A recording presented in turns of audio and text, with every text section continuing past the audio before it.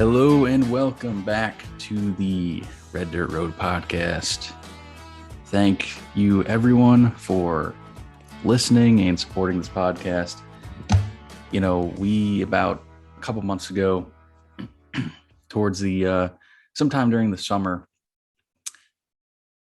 had a bit of a dip in the listens, the streams. It wasn't doing real great, and I figured that probably had something to do with just summer. You know, I think people probably doing more things outside, you know, not really maybe listen to podcasts quite as much. I'm not sure. But recently and before that, sort of in the spring and early summer, we've gotten a lot of listens, and I want to thank everyone. Please continue, you know, sharing this podcast, listening, you know, tell a friend that's into country music, specifically, you know, real country music. I say real country music because that's kind of a wide range of different eras and things like that. You know, Johnny Cash, Willie Nelson, all the way up to Ronnie Dunn, and even past then, current artists. You know, John Party. You know, I'm not one of those guys that's hating on all new country music. John Party, hey man, he's good. I like him. Hopefully he continues that. And a lot of indie country artists right now doing really well on the Canadian side and the American side.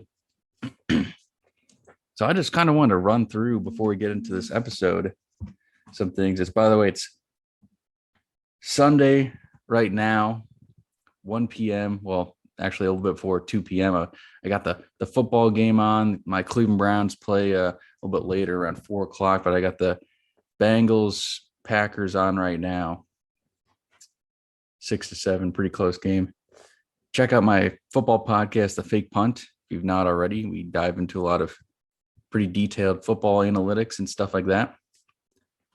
But yeah, so some of the records. So our daily record for streams, I don't think that I told people this on this podcast yet. 77 streams we got back on May 9th of this year. Mostly to do, I believe, with the Holler Boy episode that we put out. It's been extremely popular. We might have to go back to another Upchurch episode. Yeah, 77 streams. Our weekly record was 130 until this last week got up to 149. And then actually this past week, 205 is our streaming record now. And then we've got another couple of records that are just like ongoing. So they're for this current time period. The 2-week record we have is 255, and that's continuing to go through this 2-week span. And our monthly record is at 435, previously 355. So we're about to break our 1-month streaming record by probably 100 streams, which is pretty incredible. You know, I did not think that this podcast would be this successful. Quite honestly, I thought I had a chance to get some listens, but you never know. I mean, I've got 2 podcasts, and this one is much more popular than the other. So thank you all. Thank you all. I just wanted to say that. Now we are going to get into this Tom T. Hall song. That's How I Got to Memphis. You know, he passed away in August of this year. And I encourage everyone to listen to Cocaine and Rhinestones. It's a fantastic podcast that they've got some episodes on Tom T. Hall.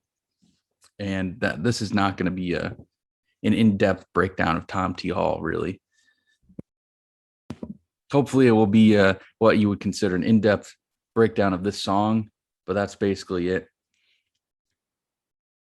And you know, he was a fantastic songwriter. They called him the Storyteller. I encourage everyone to go back, listen to his music. You know, there's this song in particular is covered so many times. You know that's why it's a great song. Is it's so well written. You know, Wagon Wheel is, you know, the old Crow Medicine Show, and then Darius Rucker performs it. Well, it's got great writing. So that's a big reason for that success. So here's some facts. And by the way, I'm going to be talking about the Tom T. Hall version, the man who created it, the original version, and then the Ronnie Dunn version. So I'm not really going to get into much else.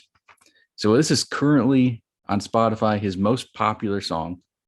And it looks like overall his most popular song on Spotify. 16 million streams. Written, of course, by Tom T. Hall. It was released off of his 1969 album.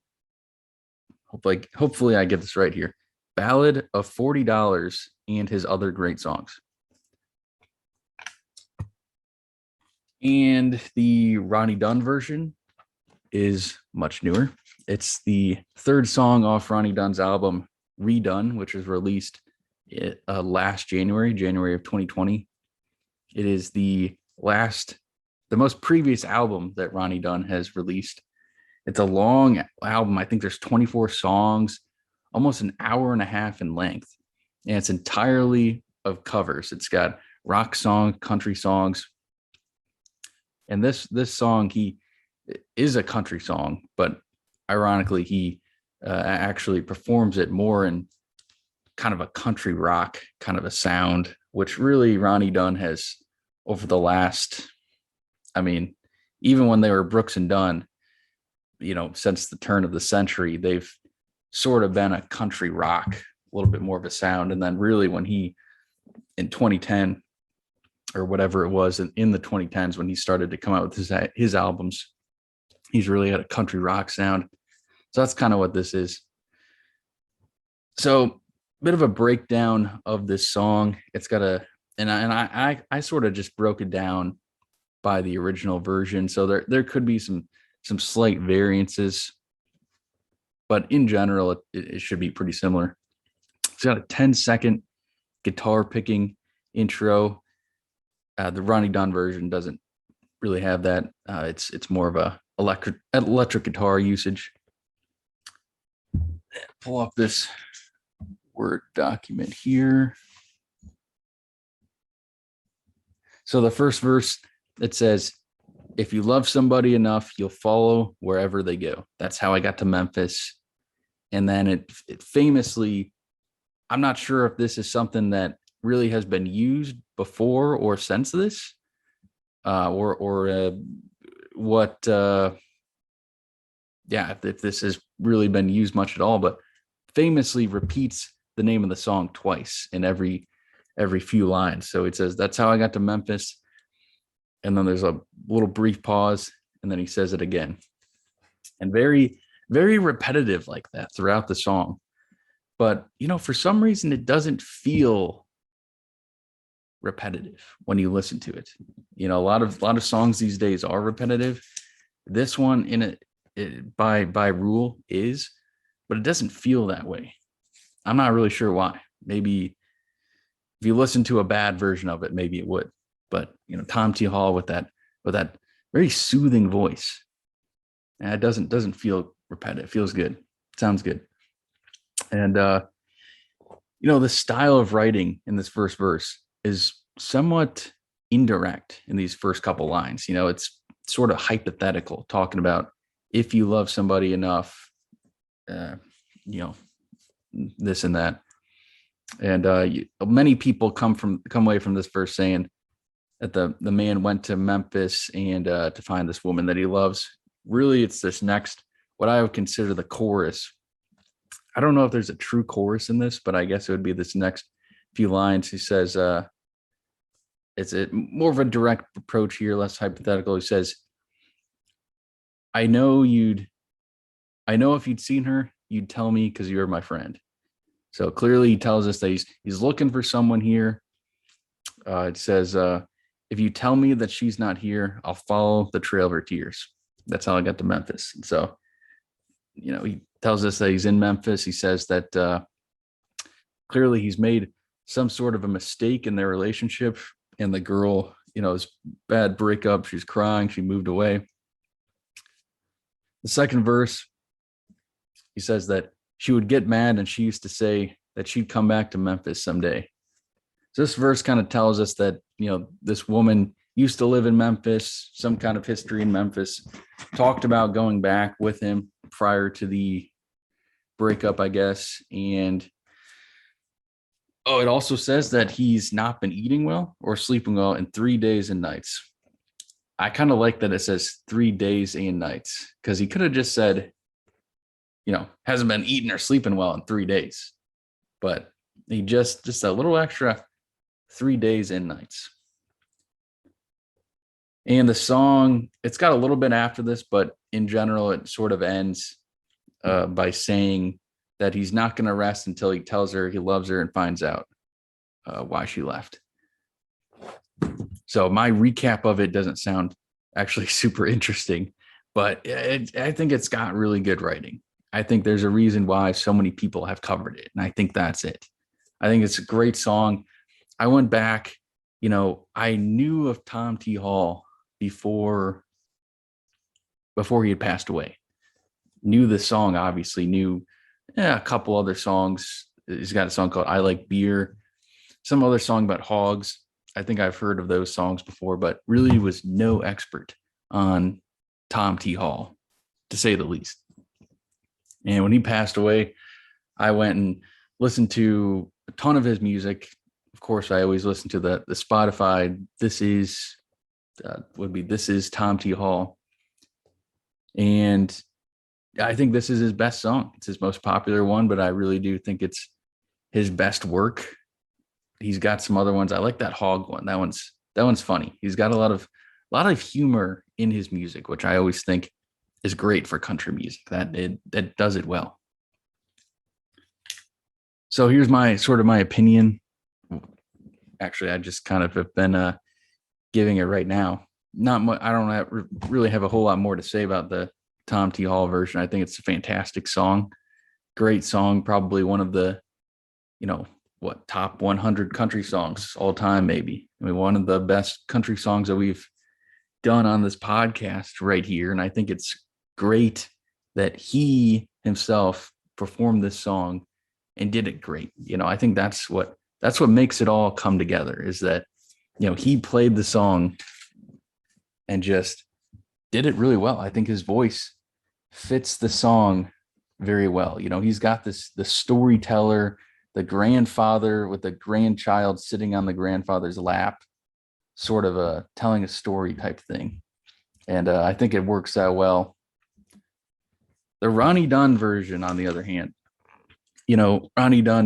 Tom's voice is no match for Ronnie Dunn, but I think Tom's voice, it goes really well for his version. I think Ronnie Dunn's voice is really incredible, that his voice is still this good at this point in his mid-60s when the song was probably recorded. And I honestly think it's probably better voice than when I saw him at this concert this past month, which was live, but still a lot more usage of the electric guitar and electric kind of rock sound overall. So I really would say I like the Ronnie Dunn version. It's probably one of the better songs on his redone album, but not better than the Tom T. Hall version. That's probably my favorite one. And yeah, I think Amarillo by Morning is the George Strait song that Ronnie Dunn covers. Probably no coincidence that is the first song on that album. I think he probably does that one the best, I would have to say. But, hopefully we'll dive into that song or dive into that album eventually in the original versions. But yeah, that's going to be it for us today. I don't really know how long this was. Hopefully it wasn't too long.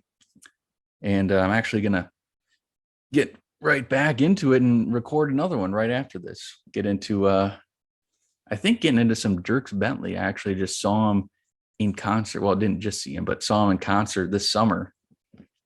And so going to get the opinion of Emma, who was also at the concert, hopefully too. So we will see you guys next week.